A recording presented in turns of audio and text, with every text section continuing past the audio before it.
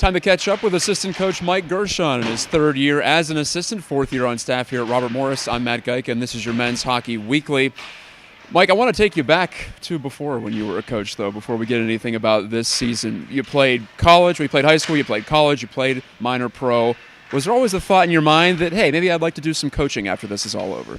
Yeah, I always knew I wanted to coach. Obviously, being a smaller guy, before the lockout and before the rules changed, I knew that the NHL probably wasn't going to be in my interest. If I could play pro, that would have been awesome, and I was lucky enough to do that. But I always knew from a really young age that I wanted to coach, and I wanted to be in like the management coaching side of hockey. It was just something I always gravitated towards. My dad always used to put teams together, so I kind of got that growing up, where he would kind of do some different things with youth hockey teams, and so I kind of always grew up that way, and yeah, I always wanted to coach.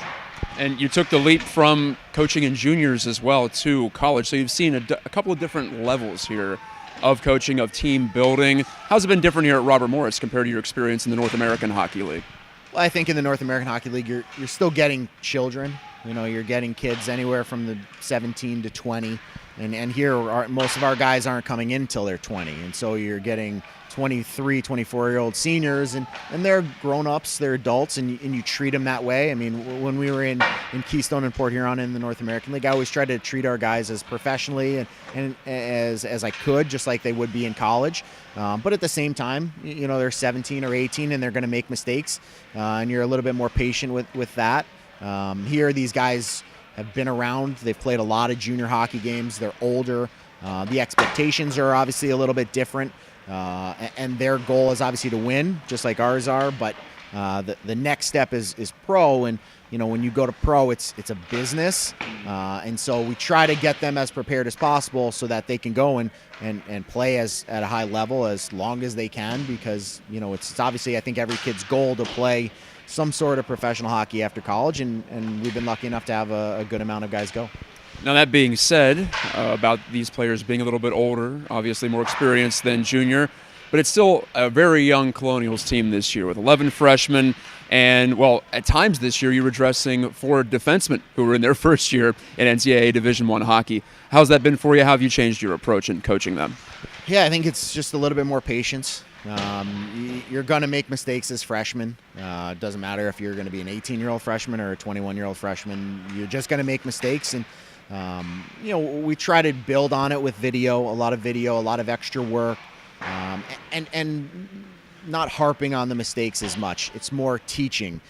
You made a mistake because of this, instead of you made a mistake, right? There's always a teaching component for us, I think, here, especially with 4 young D. It's hard to play as a defenseman in college hockey, and we haven't had this in obviously 3 or 4 years. So the group has come in, and they're going to get a lot of games here in 4 years just because they're playing so much right now. So obviously, I think in looking ahead to the future will be bright with these 4 guys leading us.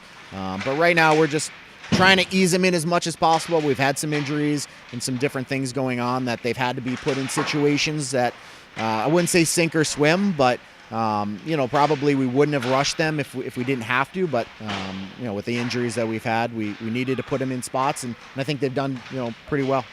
You often hear in hockey that defense is a position that takes some experience, takes some extra time, maybe more so than, say, up front. Would you agree with that, and why do you think that is, if true?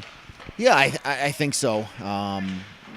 Playing offense, you just want to go get the puck and put it in, and you're trying to shoot and score. From a defensive standpoint, all of these guys are usually their best defensemen on their team, and they've been used to making plays.